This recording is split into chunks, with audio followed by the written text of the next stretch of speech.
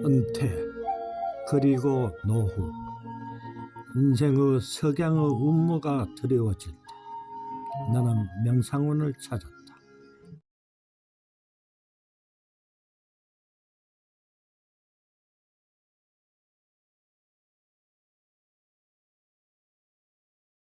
자, 선생님, 제가 아주 명상에 대해서는 아주 문외한입니다. 이런 사람들한테 명상에 대해서 아주 쉽게 그리고 간략하게 들려주신다면 어떤 말씀을 하시겠습니까? 네, 아주 쉽게 말씀을 전해야겠네요. 명상을 왜 하느냐가 중요한데, 네. 명상은 고요를 성취하기 위해서 해요. 고요를 성취한다. 예, 네. 이게 첫 단계가 이제 고요를 성취하는 거고, 고요를 통해서 지혜를 얻게 되죠. 그 고요와 지혜는 새의 양 날개다. 이렇게 보시면 되겠습니다. 그래서 살아가는 게 뭐가 좋다는 거죠? 일상생활에서 우리가 고요가 깨지면, 첫 번째로 고요가 깨지면 상당히 불안과 두려움, 그리고 탐욕과 분노의 파도를 많이 타게 된다고 저는 봐요. 그러지 않겠어요? 고요가 깨졌다는 것은 상당히 불안한 상태, 균형이 깨졌기 때문에 불안한 상태에 놓이니까 몸도 균형이 깨지고 마음도 균형이 깨지겠죠. 그러므로 인해서 그거에 대한 후유증이 몸도 이제 괴로워지고 마음도 괴로워지기 때문에 그런 차원에서 도움이 될 것이고 안정되니까 될 것이고 그렇게 봅니다. 이게 이제 명상에 몰입하자면은 그게 잘 쉽지 않아서 명상하겠다고 이렇게 정자를 하고 앉았는데 뭐 어째서 냄새도 나고 소리도 들리고 또 가렵기도 하고 이래서 명상하는 방법이 필요한 거 아니겠습니까? 그렇죠. 예. 그게 명상하는 방법은 어떤 방법이 있는 게 또 좀 쉽게 설명해 주실 수 있겠습니까? 아까 이제 그 새의 양 날개를 예. 얘기했잖아요. 고요와 지혜를 증득하는 거다. 명상은 그렇게 말씀드렸는데 고요를 성취하기 위한 명상법을 하나 말씀드린다면 호흡을 가지고 할 수도 있어요. 호흡 명상이 가장 간단하고 쉬울 거예요. 왜냐하면 호흡은 항상 내가 지니고 있고 장소에 구애받지 않잖아요. 누워서도 할 수 있고 서서도 할 수 있고 걸어 다니면서도 할 수 있고 앉아서도 할 수 있어요. 호흡 바라보기는 누구나 할 수 있다고 봅니다. 네. 코 주변으로 코 주변에 의식을 집중하고 여기서 들어가고 나가는 숨을 바라봐라. 그러니까 비교 분석 판단하지 말고 바라봐라. 마치 거울이 모든 걸 비추듯이. 그거 누구나 할 수 있지 않겠어요? 그렇게 하다 보면 어떻게 될까요? 계속 바라보고 있다 보면 고요해진다는 거예요. 그러니까 감정이 계속 파도치고 있고 생각이 계속 울렁거리고 있는데 호흡을 바라보고 있다면 생각의 울렁거림도 가라앉고 감정의 떨림도 가라앉고 이렇게 된다는 거죠. 이게 이제 이 명상을 어떻게 보면 이제 종교적으로 볼 수도 있겠는데요. 종교적이지 않다고 봐요. 왜냐하면 뭐 홍산문화 시대에 그 토상 중에 수행을 하는 그런 토상이 발견됐대요.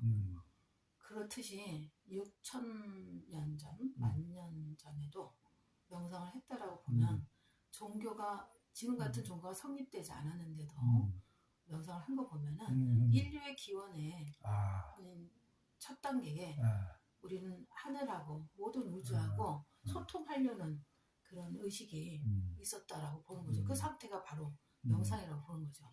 모든 종교에는 다 명상이 들어있고 또 종교뿐만이 아니라 철학에도 명상이 들어있고 또 일상생활 안에서 우리가 구현하는 것들도 다 명상이라고 말할 수 있겠어요. 명상을 몸에 익혀서 제 생활에 실질적으로 도움을 아까 지혜라든가 고요 이런 것을 평정심을 찾기까지는 얼마나 좀 우매한 질문일 수 있는데 얼마나 걸리고 얼마나 힘을 들여야 가능할까요? 우리가 그 몸치라고 하는 사람이 있죠. 음치, 몸치 뭐 이런 분들이 생각해 보세요. 그 사람들한테 그렇게 왜 붙이냐? 빨리 습득을 못 하고 있는 거잖아요. 아니면 뭐 선천적으로 음치 같은 경우에 선천적으로 그럴 수도 있고.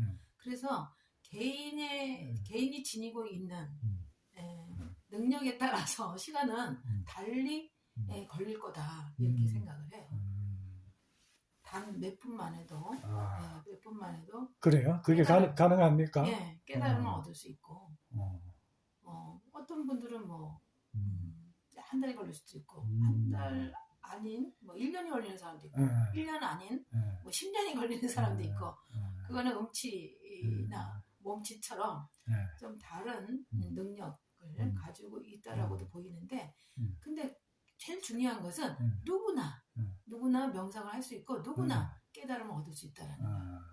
가장 쉽게 접근할 수 있는 방법은 뭘까요? 그 명상이라 그래서 뭐 책을 봐야 하는가 무슨 명상원에서 지도를 받아야 되는가 뭐 이런 어렵게 생각할 수가 있잖아요. 근데 가장 쉽게 생활할 수 있는 방법이 뭐가 있을까요? 일단 머릿속에 뭘 그리셔야 되냐면 바다와 파도를 그려보세요. 바다와 파도. 예. 예.